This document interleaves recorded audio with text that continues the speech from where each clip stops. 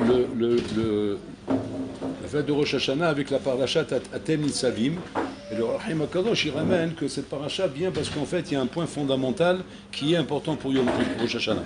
C'est pour ça qu'on demande cette paracha. Atem Nitzavim Hayom Kulchem, Lifnei Hashem Elokechem, Rashechem, Shiltechem, Ziknechem, Shotrechem, Kol Israël. Alors là-bas, il pose la question connue, qu'a priori, pourquoi la Torah détaille? Tu as dit Kulchem. Quand tu dis Kulchem, ça veut dire tous. Qu'est-ce que tu as besoin maintenant de me détailler maintenant chaque métier, chaque bonhomme qui doit se trouver là-bas? Quand tu m'as dit maintenant, rentrez tous dans la pièce, et après tu me dis, Claude, Pierre, Jean, François, Haddad, pourquoi tu détailles? Tu leur as dit de rentrer tous, ils vont tous rentrer. Je n'ai pas besoin de détailler une fois que tu as dit qu'ils rentrent tous dans la bataille. Asma Ma'inyan, de là-bas il est Mehaddesh, Kadosh, que quoi? Que la Torah, par ce fait de détailler, vient nous apprendre le din de Harevut, que Israël Harevim Zebazé. C'est le din de Harevut, qui est un din très mioucha dans la Torah. Harevim Zebazé. Qu'est-ce que veut dire Harevim Zebazé? Ça veut dire que mamash, que, pas comme chez les Goïms, où chacun fait sa vie, chacun pour soi, Dieu pour tous. Chez les Juifs, c'est pas comme ça.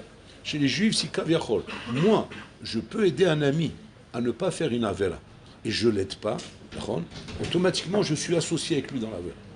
Je m'associe avec lui dans l'avera. C'est le Noravayom. La Révout, c'est quelque chose de Hatsoum. C'est avantageux et c'est désavantageux. Avantageux dans le sens où s'il jette quelqu'un, alors moi aussi je suis zoré de ce qu'il a pu atteindre, et grâce à lui, moi aussi je suis zoré, parce que sur ça je l'ai aidé. Mais c'est désavantageux, parce que si moi maintenant effectivement on considère que je peux aider cette personne et je ne l'aide pas, eh bien, je me fais attraper par la faute. Et c'est comme ça que on cite tous les noms pour te dire, chacun selon son niveau. C'est-à-dire plus tu as de capacités, plus tu as de force, et plus on te tiendra pour responsable de ce qui se passe dans le monde. Tu es le Gadolado, tu es responsable du monde entier. C'est le Gadolado à Volta, et vous le voyez assis dans sa pièce comme ça, tranquille avec sa camarade. Tu te dis, waouh, maman, il est tranquille, lui, il n'a pas de problème. Il a des problèmes pires que nous, lui. Pourquoi? Parce que lui doit, en même temps qu'il étudie, se soucier de ce qu'il faudrait faire pour corriger le monde. Tu dis quoi? Pourquoi c'est comme ça? Parce que je dis Din Harevut. Din Harevut, c'est dire quoi? Je suis responsable. Et puis je suis le Gadolado, donc je dois donner des instructions, je dois dire des choses. Donc je ne dois pas me contenter de lui dire j'étudie, c'est ce qui compte. Non, tu dois te casser la tête, même pour trouver des hitzot, comment aider leur olam. Nous, c'est Noura Vaillon, c'est pas Bajoud.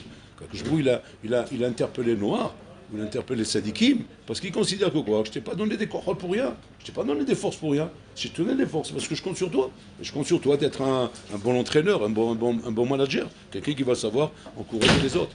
Maintenant, aujourd'hui, on vit dans un dor rabotaï très difficile au niveau de ce din de Harevim Zebazé. Très difficile parce que on a de moins en moins de moyens. De moins en moins de moyens. D'un côté, il y a des moyens, mais d'un autre côté, c'est difficile, parce qu'on a du mal à aider. Alors, quelle serait la chose qui aide réellement Rabotaï? Et ça, on le faisait avec ces mains Rabotaï, c'était une avoda qu'on avait sur nous. C'est quoi? C'est que, Pachout, tu ne peux pas aider un bonhomme, tu ne peux pas lui donner des conseils, tu ne peux pas l'encourager, tu ne peux pas le prendre par la main et l'amener où tu veux. C'est compliqué, il a sa tête, il a ses idées, il a son monde, il anime. Un homme, c'est pas ce que tu vois devant toi. Un homme, c'est tout un monde, c'est un olam. Va rentrer dans son olam avant que Bichlal, tu puisses commencer à dire maintenant, ça y est, j'ai un kécher avec lui, on va commencer à travailler. Avant ce kécher Bichlal, il faut d'abord que tu découvres son olam, c'est sa mitziout, ce qu'il a dans la tête, les nœuds qu'il a dans son crâne, avant de rentrer dans ce moment-là.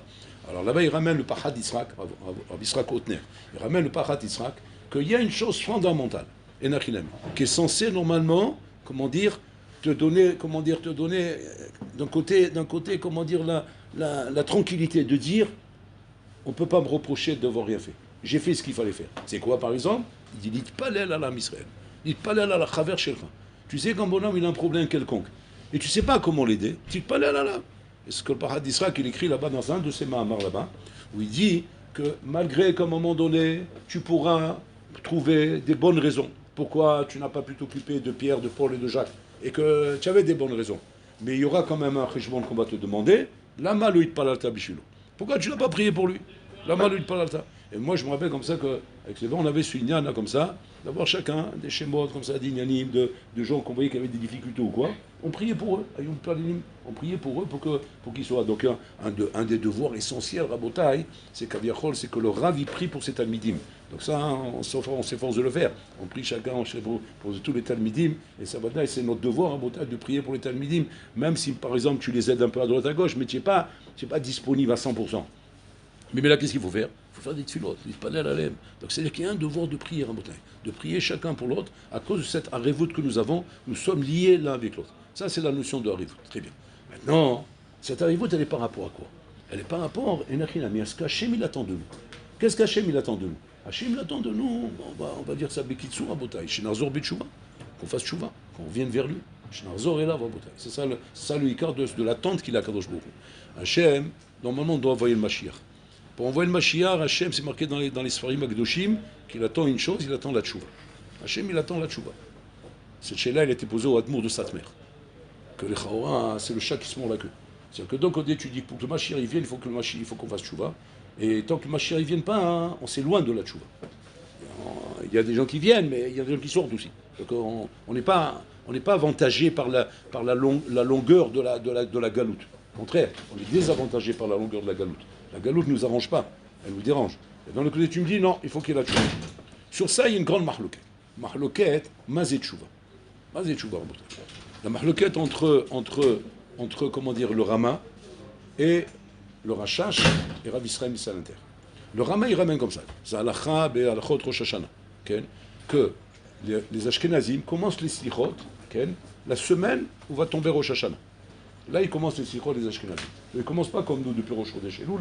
Ils commencent la semaine où va tomber Rosh Hashanah. Mais ils font attention que si jamais, là où ils vont commencer les slichot, dans la semaine où tombe Rosh Hashanah, il n'y a pas 4 jours jusqu'à Rosh Hashanah. C'est-à-dire que Rosh Hashanah ne tombe pas au moins mercredi. À ce moment-là, qu'est-ce qu'ils font, Rabotai?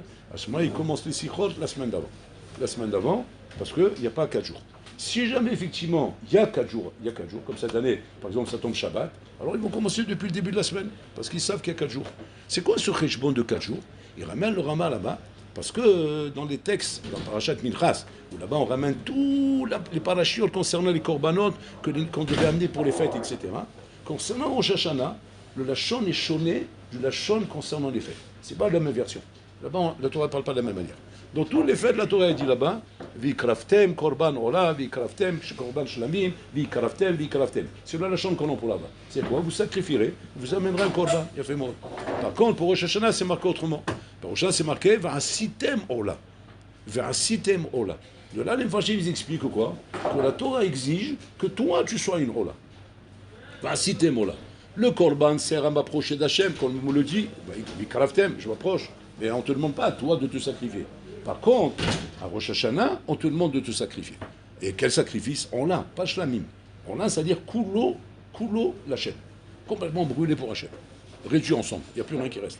Pas shlamim où il y a une partie pour les Baalim, une partie pour les Kohanim, Là, c'est complètement Raouta et Khalil. Ça, c'est le Korban Ola. Va'asitem Ola. D'après le Rama, la tchouva, qu'on est censé faire à Botaï, qu'on est censé enclencher à Rosh Hashanah, et qu'on doit continuer par le tchouva pour avoir le pardon d'Hachem à Yom Kippour, c'est Va'asitemola. C'est tchouva shlema, 100%. Après le Rama, et c'est pour ça que d'après lui, il faut commencer les sikhot au moins 4 jours avant. Pourquoi 4 jours avant? Quel rapport 4 jours avec Ola? Parce que 4 jours, c'était la halakha qu'il y avait dans le Beth Amikdash, que quand un homme il amenait une korban Ola, 4 jours on la mettait entre les mains du Kohen, qui devait pendant 4 jours surveiller qu'il n'y ait pas un moum qui apparaît. Qu'aucun moum n'apparaît dans cette bête pendant 4 jours. Et si pendant 4 jours, effectivement, tout ce qu'on voit ne bouge pas, elle est impeccable, il n'y a pas des pieds à la tête, elle est sans moum, sans défaut, à ce moment-là, on peut l'offrir comme korban ola. Pareil, d'après le Rama, 4 jours avant Rosh Hashanah, je dois, me mettre en alerte sur mon matzav rouchani. C'est-à-dire que je dois m'introspecter et m'examiner, que je dois passer 4 fois 24 heures avant Rosh Hashanah, nickel, parfait. Dans tout, dans mes tfilot, dans mon limoutola, dans mon benadam la havero, dans mon benadam la makom. C'est-à-dire être parfait avant d'arriver à Rosh Hashanah. Pour arriver à Rosh Hashanah, le Juma n'est pas fait.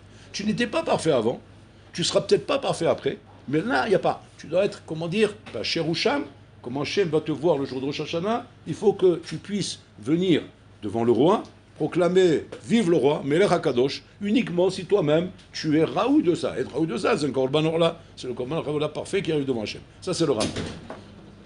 Les Chora, il est ramené dans les Sfarim Akdoshim, le Rashash, il ramène ça à Botaï, le Israël Center, il ramène ça là-bas, qu'en fait, dans les textes, et de ce qui ressort des textes, etc., et le Navi qui parle là-bas, c'est qu'Hachem, il demande à l'homme, Botaï, il demande à l'homme, Kaviachol, comment dire, un Maaseh Tshuva Be'alma.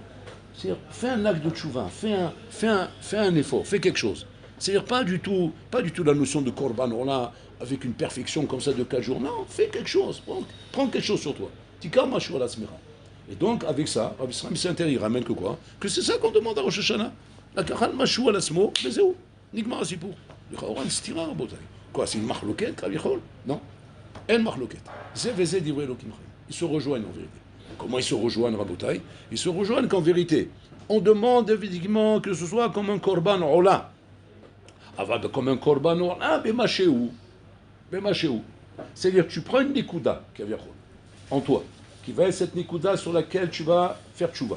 Une nikuda. Et pas grande nikuda, le plus petit possible, pour être sûr que tu vas tenir. Mais ça, il faut que ce soit, Rabotai, bekeder ola. C'est-à-dire que dans cette nikuda, il faut que ce soit parfait. Il ne faut pas qu'il y ait d'erreur. Donc, Mimela, on rejoint les deux idées. C'est-à-dire que quoi? C'est-à-dire que c'est du parfait, c'est du 100%, mais dans une écoute. De cette manière-là, tu rentres effectivement dans le lien de tchouva qui est me'akev, qui est me'akev beyomadin. Donc c'est-à-dire qu'il y a une écoute de tchouva qui est nécessaire beyomadin pour pouvoir dire qu'on a été mekabel sur nous ol malchut shamayim. Donc c'est-à-dire qu'on ne parle pas de tchouva Rosh Hashanah, aval kabbalat ol malchut shamayim exige qu'il y ait un machou de tchouva, qu'il y ait quelque chose de tchouva pour dire que tu as été Mekabel Orol Shamayim. Parce que tu ne peux pas parler de Mekabel Orol Shamayim si tu es un varian. Tu es un varian ou tu es un bonhomme qui transgresse la volonté d'Hachem. Donc il faut qu'il y ait chez toi Kaviachol. Cette chose-là, Rabotai, doit relever de quoi? Elle doit relever, Rabotai, de quelque chose qui touche un Misirut Nefesh. Pas stam de dire maintenant, à partir de maintenant, je vais mettre une kippa bleue, je vais mettre une kippa noire, je vais mettre une kippa bleue, ou bien à partir de maintenant, je vais mettre, je sais pas moi, un pantalon comme ça, ou une chemise comme ça. C'est pas ça le kabbalot. Quand on parle de kabbalot, on parle de choses en bouteille qui touchent à tes midot, à ton trait de caractère, et qui va être vraiment, comment dire, quelque chose de shorchi chez toi, quelque chose qui touche aux racines, à tes racines et qui te fait mal au ventre. Et que là-bas, tu vas prendre une Kabbalah. C'est là-bas que tu vas prendre la Kabbalah. C'est d'abord, chez Unogea, les Misirut Nefesh, où il va y avoir là-bas, mamash, vraiment un effort. Un exemple, je te donne un exemple comme ça. Par exemple, un bonhomme, il écoute de la musique goy. Il écoute de la musique goy. C'est non matim. C'est pas matim, Arbota, avec Kabbalah, ton Malchut Shamayim. Ça va pas avec ça. Même si Nachilami, tu vas me dire, trouve-moi un shoresh dans la lacha qui montre que c'est assour. Et Nachilami, on n'est pas dans Issour Véter ici, Rabotai. On est dans Tamé Vekadosh. Tamé Vekadosh, c'est Tamé. C'est pas assour, mais c'est Tamé. Donc c'est encore plus grave. C'est Be'ashkafa. Donc Be'ashkafa, il y a un problème ici. Comment je fais pour enlever ça? Moi, je suis mordu de ça.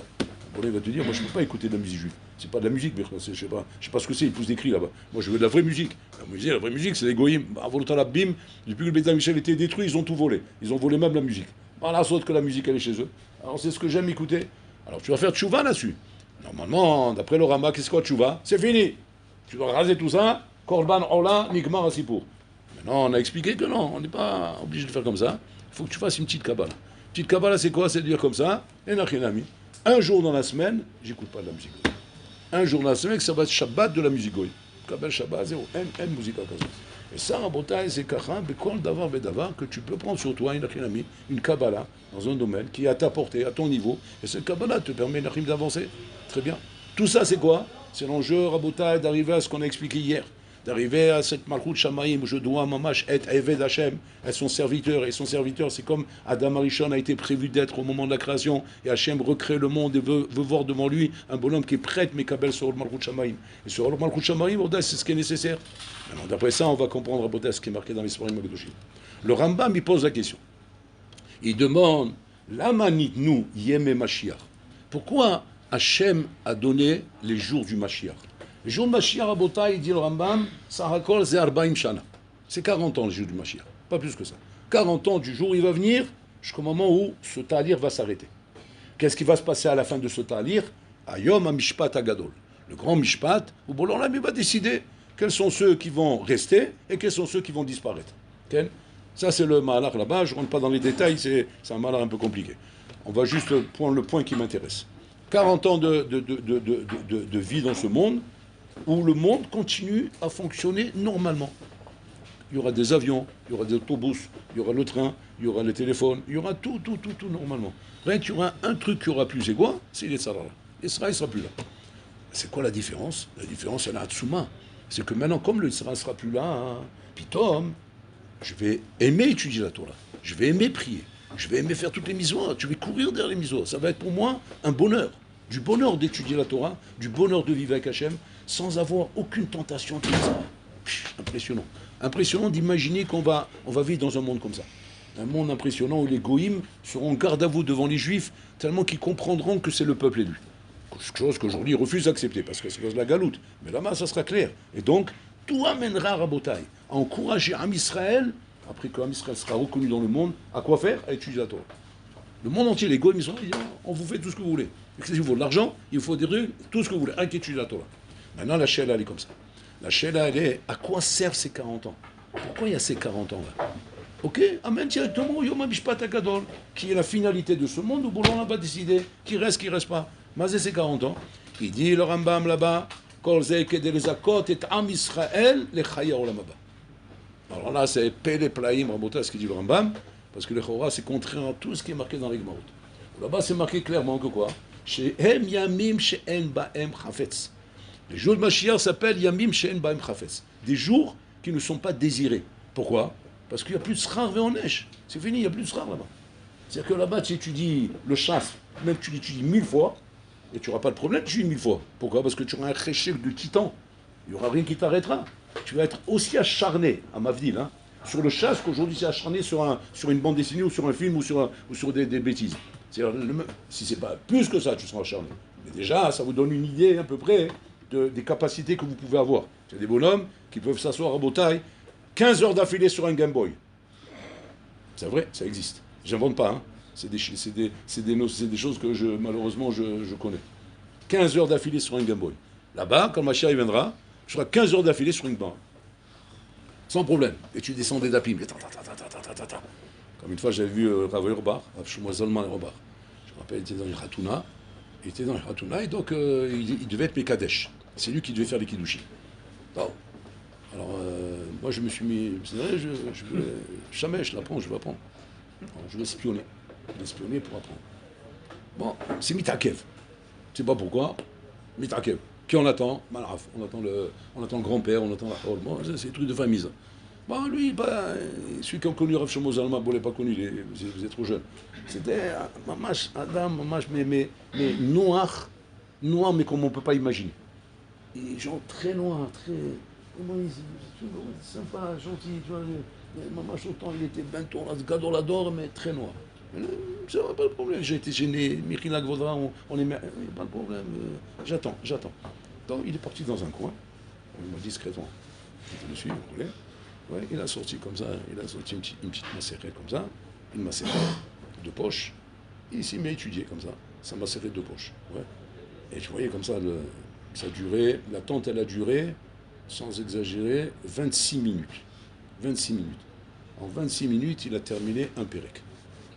Un pérec de moi. J'ai côté, je le voyais.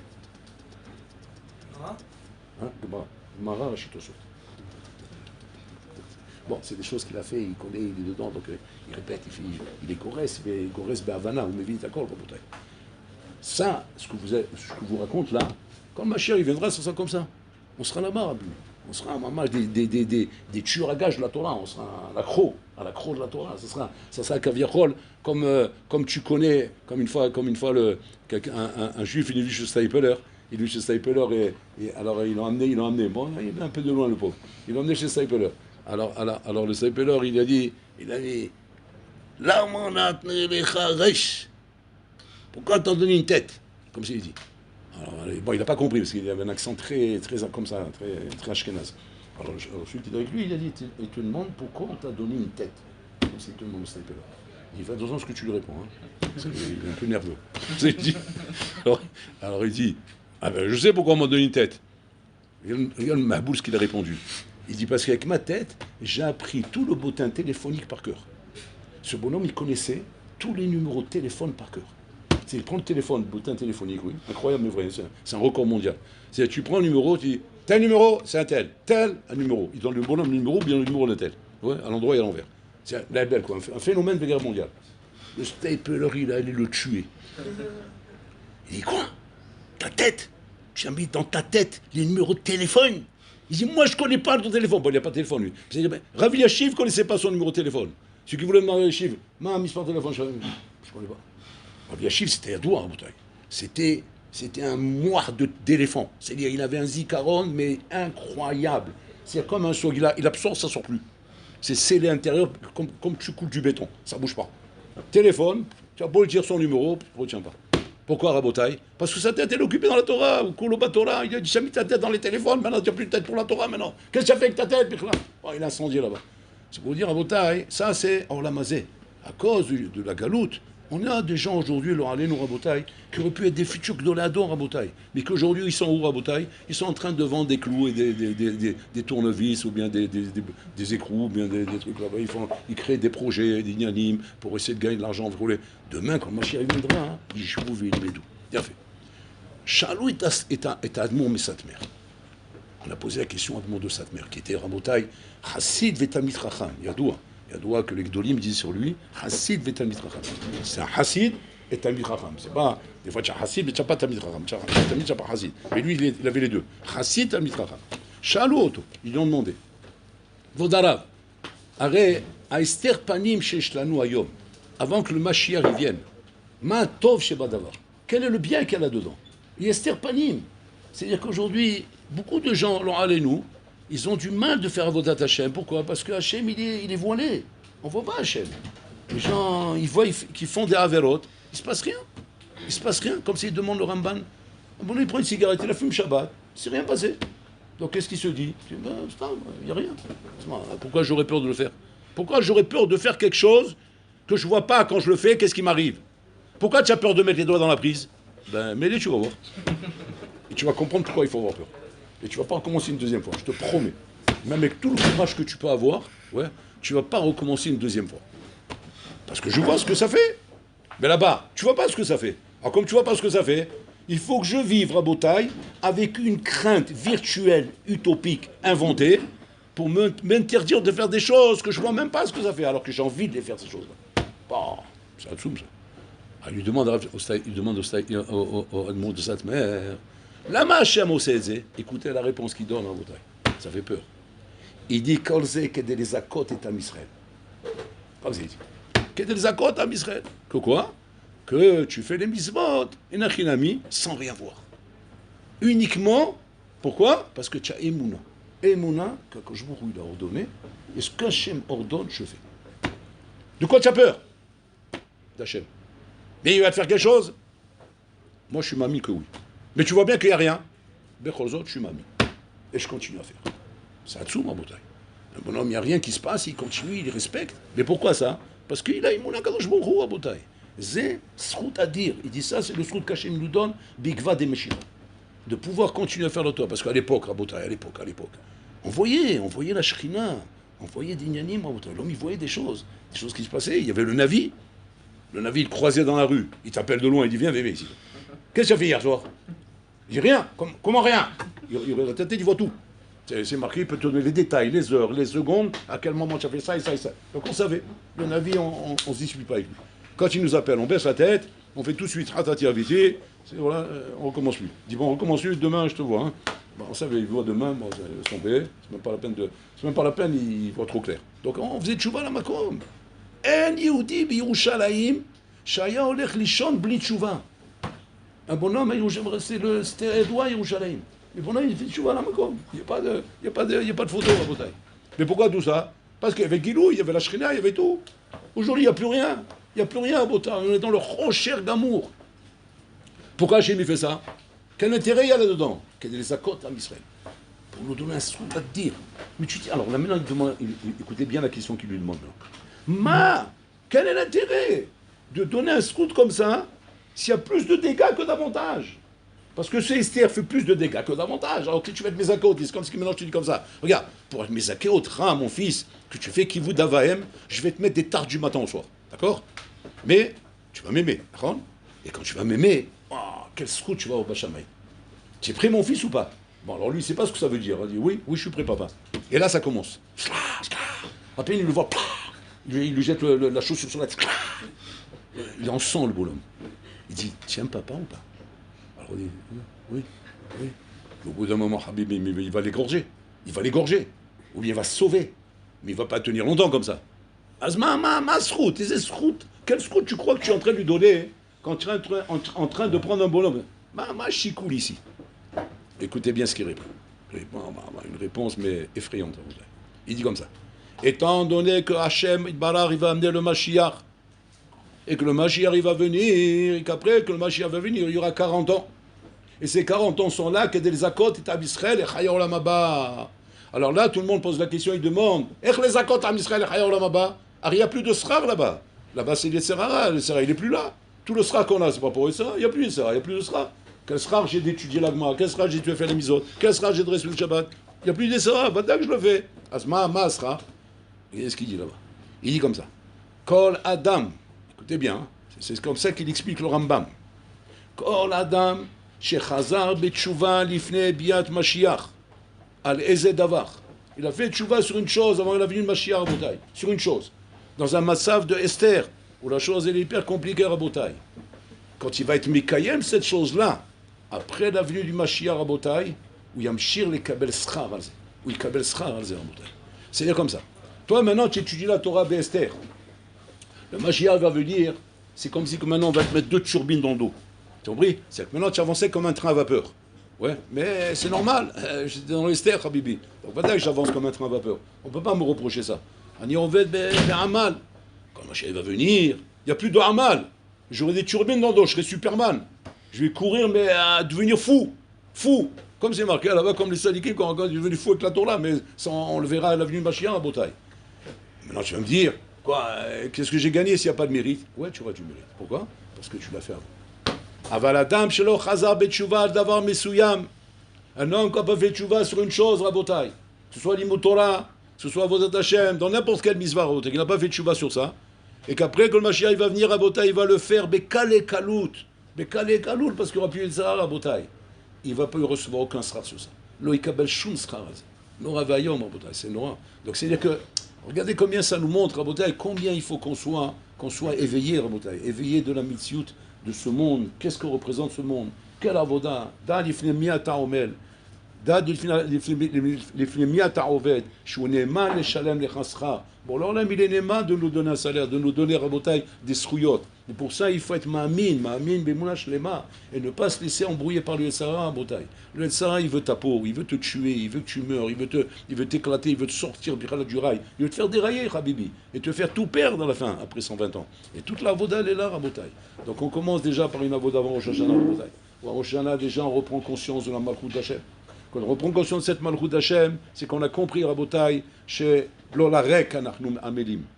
Elo Amelim, Velo Amelim. Elo Ratsim, Velo Ratsim. Elo Ratsim, le Ber Shahad, Velo Ratsim, le Olam Haba. Elo Amelim, Velo Amelim. Elo Amelim, Mukabilim Srar, Velo Amelim, Velo Mukabilim Srar. Tout le monde est Amel dans ce monde. Tu vois, tu es Amel dans le business, moi je suis Amel dans la Torah. Ah bah, je suis Amel dans la Torah, Mekabel Srar. Ma Mekabel Srar. Que l'a-t-il là-bas? Bon, on aime tant le Srar. Celui-là, il a Amel Rabotai. Il se tue dans son travail, roulé. Qu'est-ce qu'il reçoit, Rabotai, par rapport au temps qu'il sacrifie pour ça? Le temps que tu sacrifies pour ça, Rabotai, ça représente des valeurs rouchanites qui n'ont pas de limite. Chez En Naem Sof. Il y a un Rav d'Esther qui essaie de t'expliquer la notion du Srar En Sof des Mizvot. Et comment il explique ça? Il prend l'exemple, par exemple, d'un bonhomme qui donne une pièce dans la Zaka. Il y a une bonne Zaka, il a mis un chéquier dedans. Il dit, viens, je t'explique ce que tu as fait maintenant. Ça ressemble à quoi? Machalema Davardomé. Tu prends une plage où là-bas il y a du sable. D'accord? Maintenant, le sable, c'est quoi? C'est des petits grains. Les cochis, tu les vois, tu prends dans la main comme ça, hein, et tu as des millions de grains de sable dedans, dans la main, dans une main, dans la paume d'une main. Et là-bas, qu'est-ce qui se passe? Tu prends un oiseau, et cet oiseau-là, on lui a donné un tafkid, on lui a donné une mission, c'est quoi? C'est qu'on veut qu'il déménage la plage, qui se trouve au nord, et qu'il l'amène au sud. Bon. Maintenant, pour ça, hein, c'est l'oiseau qui doit faire ce travail. Maintenant, cet oiseau-là, attention, n'a le droit de déplacer que grain par grain. C'est-à-dire qu'il doit venir, prendre un grain, partir et poser le grain là-bas. Okay? Et comme ça, il vient. Et Rav Desser, il dit, ça c'est juste un machal, mais qui est encore loin, Bichlal, de t'expliquer c'est quoi le srar d'une mitzvah. C'est quoi le srar d'une mitzvah? Quelle mitzvah? J'ai mis une pièce dans la zaka. Mets-toi dans la tête, Bichlal, ce que tu es en train de faire. Elo amelim, amelim. Elo mikablim sraf, elo mikablim sraf. C'est ne crois pas que c'est un tchamel pour rien, que tu es en train de faire des efforts pour rien. Alors l'omi baya Bichlal, quand on est en train de parler Rabotai maintenant d'étudier la Torah, où là Bichlal, chaque mot il vaut 613 mitzvot Bichlal, comme si un signe parle. Le Chafetz Chaim, il avait fait un calcul, en une minute, combien de mots un homme il sort de sa bouche. Il a dit en une minute, il peut sortir 200 mots de sa bouche. Donc 200 fois 613 mitzvot. Le Chafetz Chaim, il n'avait rien à faire, je vous demande la question, dis-moi. Il n'avait rien à faire de prendre un chronomètre et voir combien en une minute il va sortir de mots. Ça, c'est les vieux dans les Moshav Zkenim. C'est dans les vieux, quand ils sont dans les Moshav Zkenim, ils s'ennuient. Alors qu'est-ce qu'ils font? Ils comptent les voitures, ils comptent les avions, ils comptent les trucs qui passent. Alors il peut s'amuser à prendre comme ça un projet. Tiens, je vais compter le nombre de mots dans une heure. Ça va m'occuper au moins pendant, je ne sais pas combien de temps, pendant une heure. Peut-être que j'arrive à trouver le décompte. Ça, c'est bien pour un zaken dans le Moshav Zkenim. Et qu'est-ce que tu vas faire avec le Chafetz Chaim? Le Chafetz Chaim, c'est pas un zaken dans le Moshav Zkenim. Le Chafetz Chaim, Habibi, c'est chaque seconde de sa vie, Rabotai, c'est des millions de mégatons de mitzvot. À ce matin, tu sais pas pourquoi faire. Tu veux compter combien de mots dans une minute? Ouais, Kedesher, Yehudi Yeda. Pour que le juif sache ce que représente une minute. 200 mots en une minute, multiplié par 613 mitzvot. Imagine-toi combien de la mode que tu es en train de construire ici, combien tu es en train de faire à Botaï. Avant la barrière, c'est quoi? C'est que tu t'es fait rouler par un Yetzirah, Habibi, qui est en train de faire courir derrière un ballon. Il te fait courir derrière un ballon du matin au soir. Ouais, comme une fois, je me rappelle, Rafrakin, on devait l'amener à la promenade à chaque fois, parce que les médecins ont dit qu'il faut qu'il prenne de l'air. Alors bon, sa femme elle était partie, donc il fallait s'occuper de lui. Alors Badaï, on était très heureux d'être, comment dire, volontaire, de faire la promenade avec Rafrakin. C'est rigolo, c'est promenade avec les affaires de la Sefer Torah. Bébé, je restais toute la journée avec lui, je vais apprendre plus là-bas que devant Makmala. C'est une torah ambulante, il te débite ce que tu veux, comme tu veux, à une vitesse incroyable. Alors on marche ensemble, comme ça, on marchait avec Rafrakin. Et alors, on s'armait de textes, de questions, de Yanni pour pouvoir profiter au maximum de ce qu'on faisait avec lui. Et à un moment donné, on arrive comme ça vers le bord du lac, comme ça. Ceux qui connaissent assez bien, ils savent de quoi je parle. Et là-bas, qu'est-ce qu'il y avait là-bas? Il y avait là-bas les Skenim du Moshav Skenim roulés, les vieux du Moshav Skenim roulés, qui sont pas mal de juifs. Et ils jouaient à la pétanque. Alors le Rav, il vient comme ça, il dit c'est quoi ça? Il joue à la pétanque, votre Rav. Pétanque? C'est quoi la pétanque? Il dit la pétanque, ben, c'est des boules en fer. Ouais. Ils doivent envoyer des boules en fer le plus proche possible du cochonnet. Cochonnet? Razir? Oh, il va voyer. Non, il appelle comme ça. Bon, je ne sais pas pourquoi il appelle comme ça. Bon, c'est comme ça qu'il appelle. Cochonnet. Et donc, la boule, il faut qu'elle s'approche le plus possible du cochonnet. Et quand c'est approché proche, alors là, il a gagné un point. Maintenant, l'autre, qu'est-ce qu'il doit essayer de faire? Il doit essayer d'enlever la boule de là-bas. Ouais. Alors ceux qui savent bien faire comme ça, qu'est-ce qu'il fait? Il fait ce qu'on a, je ne sais pas comment on appelle ça, je ne sais plus comment on appelle ça. Il arrive à envoyer la boule, la pétanque, hein? Voilà, pointer, et il arrivait à faire sauter la boule et l'autre elle se mettait, boum, bidouc à la place de la boule. Vous connaissez ça? Ça c'est le vrai joueur. Pas un mec, il l'a envoyé en l'air, il a pété en l'air de l'autre côté, il n'a rien fait de bon avec ça. Et là, il fallait qu'il l'envoie, slack, à la place. Enfin, qu'il me regarde, des boules de fer avec les cochiennés. C'est trèfle. Alors je dis, ouais, mais bon, ils ne savent pas, les bons, c'est des vieux, il faut les occuper. Il faut les occuper! Équiper avec l'intérêt! Maintenant, lui, Rafakin, le problème, c'est comme ça, je vous explique. Lui, c'est pas genre, il parle, bon, on dit, on fait rien, on s'en va. Il vient d'avoir cassé. Il se mêle. C'est un problème. Alors là, moi, je commence à avoir peur, parce que je connaissais le Rav. Je dis, wow, qu'est-ce qui va se passer? Alors moi, j'essaie d'expliquer gentiment, mais ça va, ils font rien de mal. C'est bien, c'est mieux ça qu'autre chose. Après, il y en a qui font des bêtises, ils voient des, je sais pas moi, des films porno, des trucs comme ça, des trucs, bon, tranquille, laisse-le tranquille, il est bien. Il finit ses jours. Et que les cochonnets, trèfle. Bon, plus je parlais, plus je l'énervais. Alors bon, je me tais, c'est tout. Alors il dit, alors Python, qu'est-ce qu'il fait? Il va vers eux. Il dit, bon, qu'est-ce qui va se passer là? Il va vers eux comme ça, et il dit comment ça? Qui juif ici? Qui juif? Alors il y en a deux, trois comme ça, un Yehudi, je suis juif, moi je suis juif, Viens ici. Les trois. Il a commencé à leur faire du moussard. Mais le moussard, du Chafetz Chaim, c'est pas le moussard ici, on vous raconte des histoires, c'est divertissant, quoi. Là-bas, c'est, je prends une phrase, ouais, faites le Congo, et je la répète comme ça, des dizaines de fois jusqu'à qu'elle rentre dans le crâne. Ouais. Et il répète. Bitil tiré. Tu vas mourir. Qu'est-ce qui va rester de toi? Un cochonnet. Trèfle. Une boule de pétanque en fer, tu reviens en guilcoule dans la boule, pas maintenant. Et puis donc il a vu là, comme ça. regarde la peau comme ça, il dit quoi? Moi, je dis, bon, il a repéré que il se rasait au rasoir, à la lame. Il repérait, c'est incroyable, il repérait tout de suite, c'est la lame. Il dit, tu rases à la lame? Il dit, oui, bon, moi, c'est depuis jeune, c'est comme ça. Slack, une mine tarte. Je dis, bon, ça va mal terminer ça.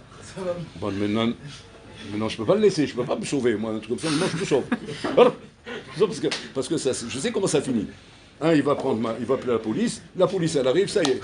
C'est outrage à la, je sais pas moi, aux gens tranquilles, roulés. Je sais pas comment ils appellent ça. Bon, ça commence, tu sais pas où ça termine. Quoi. Tu commences, où je couche, je sais pas où je vais aller. Alors, bien sûr, bon, lui, il est vieux, il va avoir, circonstances atténuantes. Moi, je suis jeune, ils vont dire c'est moi. Alors moi, je prenais la main. Venez, on y va, voilà. Dis tranquille, faut parler. Alors, il va. Mais le bonhomme incroyable, et c'est ça la force qu'il avait avant. Le bonhomme, il dit, ne vous inquiétez pas, Vaudra. J'ai compris. Faut pas se hasard là. Je fais tchouva. Tu vas, très bien. Mais plus de pétanque, plus de fer. Alors qu'est-ce qu'on fait, Vaudra? Tu vas venir au Beth Midrash, tu vas t'asseoir étudier avec moi. Et le Rav, il les a pris les trois en Chabouda. Comme ça, chacun qui les habitue à s'asseoir étudier. Regardez un peu, Raboté, comment des bonhommes ils travaillaient en Bouddha. C'est-à-dire que quoi? Tiens, un bonhomme, il est perdu, miskin. Il est perdu, il ne sait même pas ce que ça veut dire, la vie. Qu'est-ce qu'il attend? Il est en train de finir ses jours pour aller où? Dans la tombe, et il attend au Guénam, Barmenan. Mais quand tu as quelqu'un qui t'éclaire la route et qui te montre, Tirez, ma Corée, regarde ce qui se passe avec toi. Il est en train de te tuer, il est en train de te perdre dans ce monde. Réveille-toi, tu t'aurais que ça. C'est ça, il faut être mitoré. Shem Hain Uzaken. Eh bien, on va faire